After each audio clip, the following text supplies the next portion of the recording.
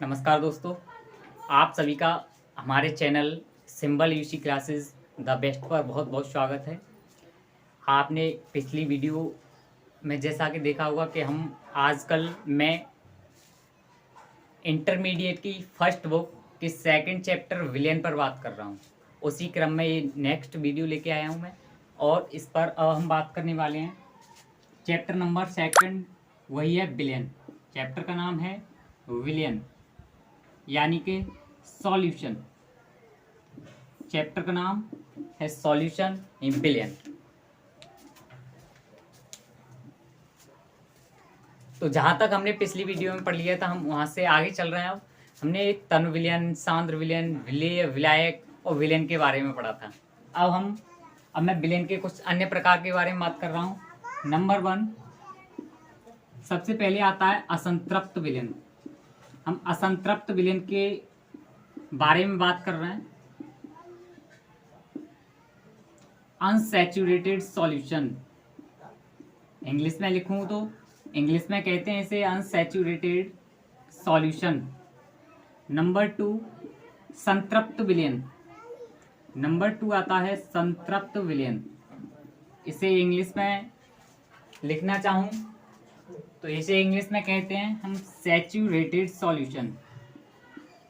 Saturated solution. और third and the last, अति संतृप्त विलेन। अति संतृप्त विलेन,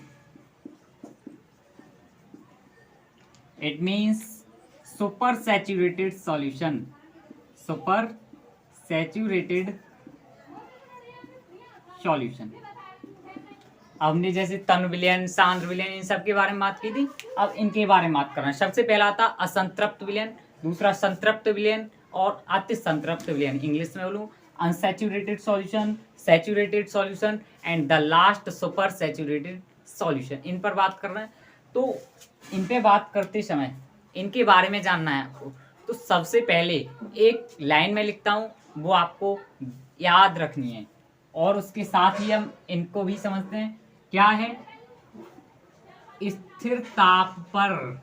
नंबर 1, इसमें दो पॉइंट याद रखने हमें इनको पढ़ते समय, इन तीनों विलेनों के बारे में पढ़ते समय। नंबर 1 स्थिर ताप पर, और नंबर 2 विलायक के निश्चित आयतन में। नंबर 2 विलायक के निश्चित आयतन में। आयतन में स्थिर ताप पर किसी विलायक के निश्चित आयतन में। ये लाइन हमें सभी सॉल्यूशन में, सभी विलेनों में बात करनी है इसकी। तो सबसे पहले असंतृप्त विलेन पर बात करता हूँ। असंतृप्त विलेन क्या है? असंतृप्त विलेन स्थिर ताप पर किसी विलायक के निश्चित आयतन में। स्थिर ताप पर किसी विलायक के निश्चित आयतन में यदि और अधिक विलेय घोला जा सके। यदि और अधिक विलेय घोला जा सके, यदि हम उसमें और विलेय घोल सकते हैं विलायक के अंदर, तो वो जो विलेन बना हमारा, जो विलेन है हमारा, कौन सा विलेन है? असंतृप्त विलेन। कौन सा विलेन है? असंतृप्त विलेन। असंतृप्त विलेन कब हुआ?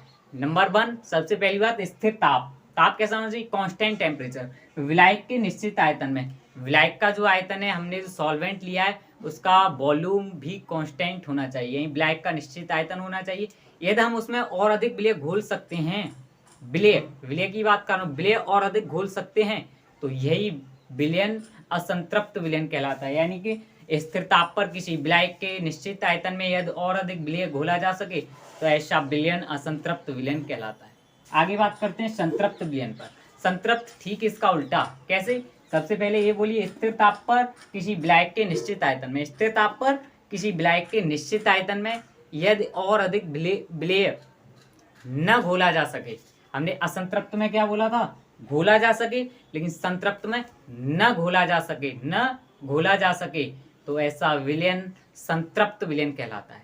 यानी कि स्थिर ताप पर किसी विलायक के निश्चित आयतन में यदि और अधिक विलेय न घोला जा सके, तो ऐसा विलेन संतृप्त विलेन कहलाता है। समझ गए? बिल्कुल। आगे चलते हैं। अति संतृप्त विलेन, द लास्ट अति संतृप्त विलयन की बात कर रहा हूँ। अति संतृप्त विलयन क्या है?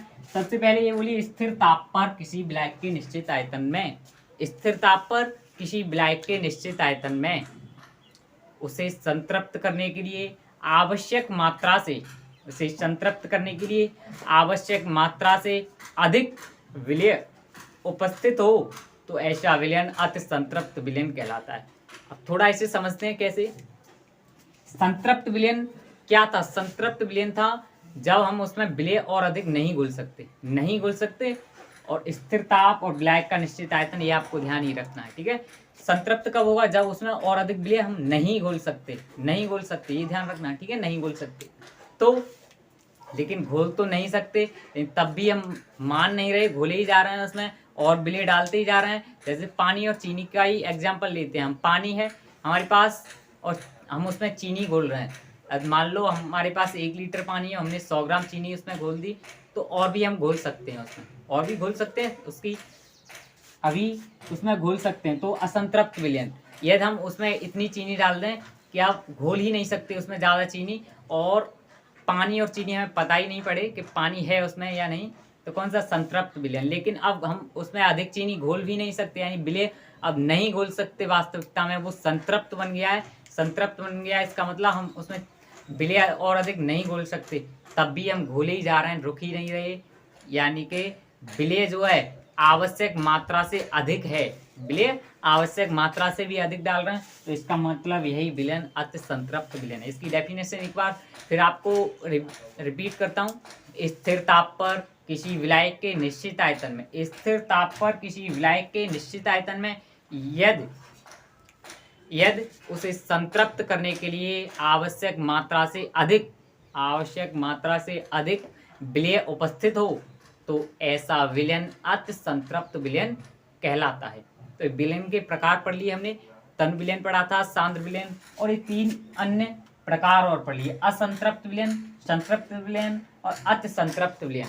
यही आप लगातार हमें सहयोग देते रहिए, हम और वीडियोस लाते रहेंगे। सॉल्यूशन जो चैप्टर है इंटरमीडिएट का विलयन, इसको रेगुलरली करते जाएंगे। रेगुलर आपके पास वीडियो आएंगी सॉल्यूशन की, आप हमें सहयोग दीजिए। और कुछ दिन ही शेष हैं, जैसा कि हमने पिछली वीडियोस में बताया है, इंटरमीडिएट की मैथमेटिक्स की वीडियोस भी आ रही हैं। NCERT and doctor RD Sharma दोनों का सॉल्यूशन अवेलेबल कराएंगे।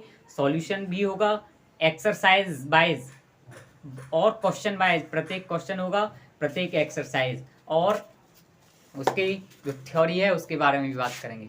ठीक है, तो बहुत बहुत धन्यवाद इस वीडियो को देखने के लिए। नमस्कार।